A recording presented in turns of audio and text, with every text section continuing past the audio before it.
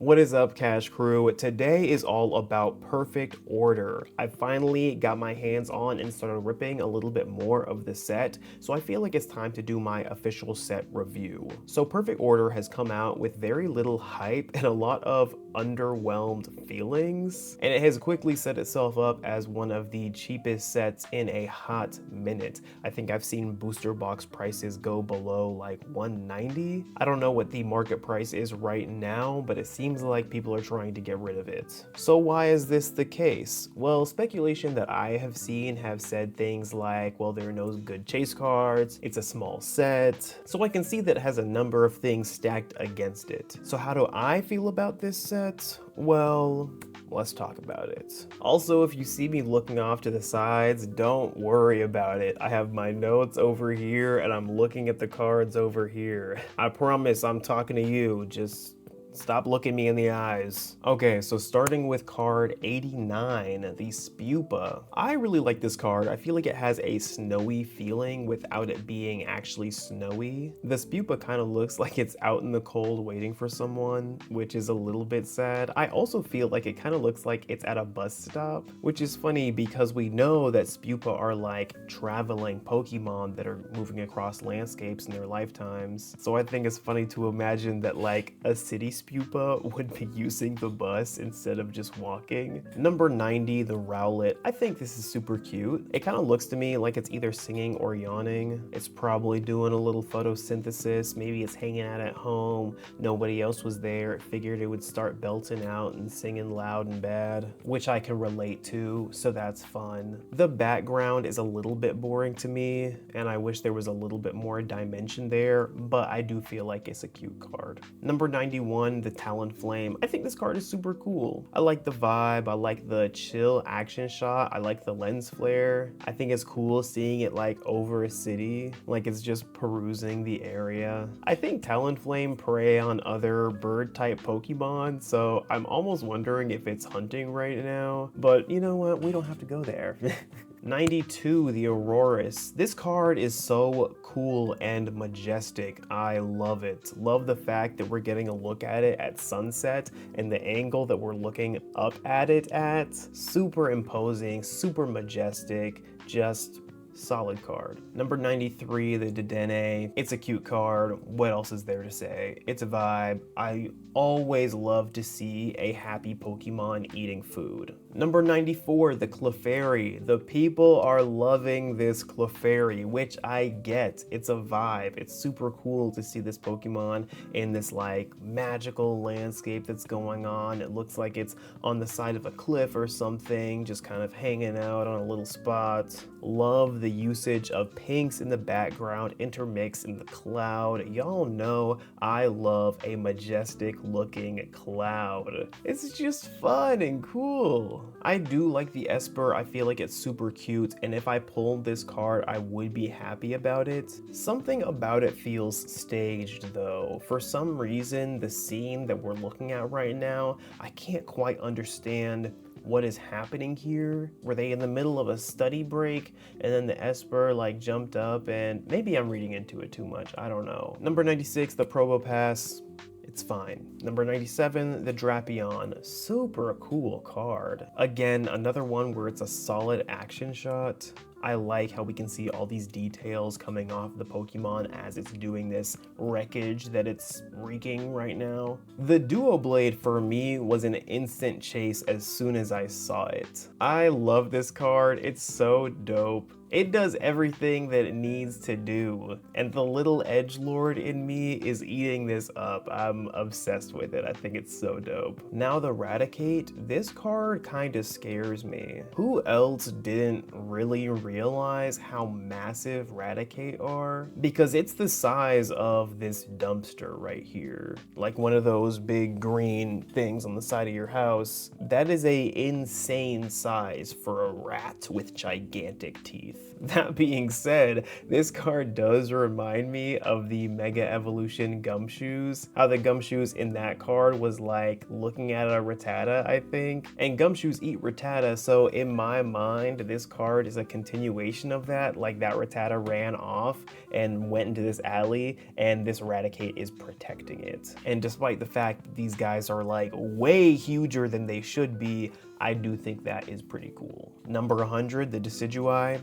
It's fine. Now the Salazzle though, this card is so fun. I like the background. I like what it's doing. It's giving that she's kind of a baddie, and I'm here for it. 102, the Mega Starmie. We love Patrick Star. What else is there to say? 103, the Mega Clefable. I really like this card. I think it's cool. I think it's fun. Typically, I don't like ultra rares, but a lot of the ones in this set are actually cool or cute or interesting or something. Like, they don't feel so boring, especially as they did in the Scarlet Violet era. The Mega Zygarde, I do think it looks cool and I like the use of colors, but I also think it looks kind of like really weird. I don't quite understand what's happening here. The Yveltal, love this card. I always love Yveltal cards. This one is a little bit on the simpler side, but I still think it's pretty cool. The background isn't doing much, but I don't think it needs to. It's providing a little bit of detail, and then the actual detail of the Yveltal, it really just pops, like the outline is really popping here. 106, the Mega Skarmory. This card, the colors are throwing me off really bad. This is an interesting one. I was actually talking to my girlfriend about this, and she really likes this card. She felt like it was like a nice, cool use of jewel tones. For me, it just looks weird. So I'm interested. What do you think about this one? Because I have a feeling that it's like gonna be divided between if you think it looks super weird or cool and interesting. The Meowth Ultra Rare, super, super cute card. Not as good as the SIR, of course, but I would be super happy to pull this card. 108 Energy Recycler, it's cool, it's fine. 109 Force of Vitality, I like this card. I think it's fun. I love the little Scatterbug cameo. The scenery and what's happening here is really cool. I think it's solid for what it is. 110 Jackin, Jacynth, I'm not sure, but the fashion here is super cool and I love the vibes. 111 Lumio City, I played ZA, it was fun. I like getting to see it in a card. I like the card. Now Naveen, I think this card is super cool and vibey. I also like the fashion in this one. The one thing is that they make Naveen look like way cooler than he actually is in the game. 113 Pokepad, it's fine. 114 Rose's Encouragement, also fine. And 115 Sacred Ash. The background on this I actually do like. I like the background. I think that's really cool, and that's what even makes this card interesting, like, at all. The Tarragon is also fine. I mean, I do think the character itself is fun. He's a cool guy. I like that he's supporting his granddaughter or whatever. The card is fine. I did pull it and I was happy to have pulled it, you know. Now the Wondrous Patch, I do like this card. It has like a jelly jello feel to it that I really enjoy. It's kind of satisfying to look at in a way. 118 Mega Starmie SIR.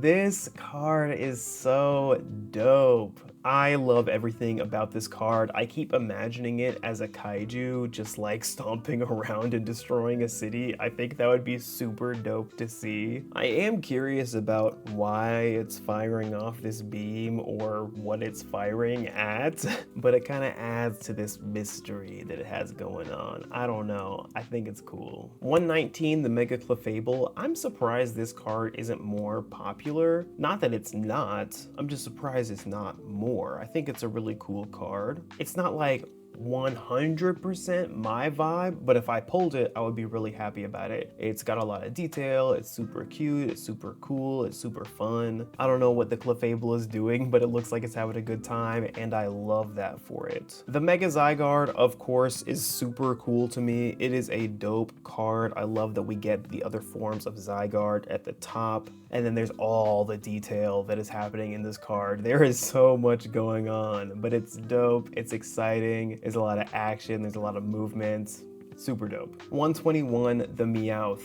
Personal chase card. I love this card. It's just so fun and cute. And I'm so glad that we get to see Meowth as the cutie patootie that it is. I loved the Phantasmal Flames Meowth. I pulled it. I love this Meowth. I need to pull it. 122, the Jacynth SIR. I need this food spread. I don't know where this lady is at, but give me that bread now. 123, the Rose's Encouragement, definitely better than the ultra rare. Aside from that, it's fine to me. It's fine. And then the last one, 124, the gold Mega Zygarde. I would be happy to pull any gold card. This one is like the least exciting out of all the ones that have been made. I would still be happy to pull it, but it's fine.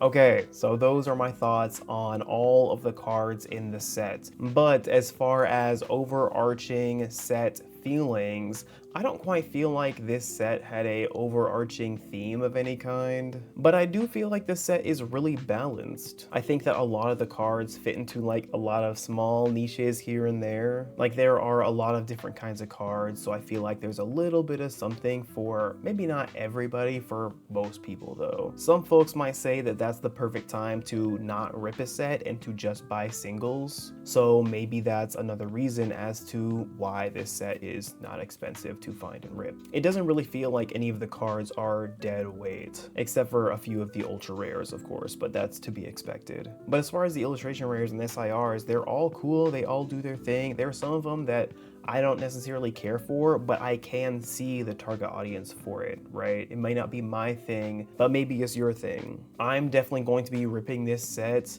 maybe not a whole lot, and it might be like a set like Journey Together. I rip a lot of Journey Together, I just don't really record it because people don't care about it. That's like the set that me and my girlfriend open the most, and I think it's the set that I've ripped the most packs of, but like I said, I don't record it. I have a feeling that that is how Perfect Order is going to go for me. To me though, this set does feel like Phantasmal Flames in a sense in the way that it was structured. Maybe that's just because they're both smaller sets, but I just feel like we have not got a full set in the Mega era except for Mega Evolution base, and that kind of makes me sad. Now, I'm not counting Ascended Heroes in that. Let's just say because it's a special set, but I just really like to see a nice thick set come out. I really got a chance to sink my teeth into Mega Evolution. I ripped a couple booster boxes, I bought it every time I saw it, and I kept seeing it everywhere. I don't think Perfect Order is that set,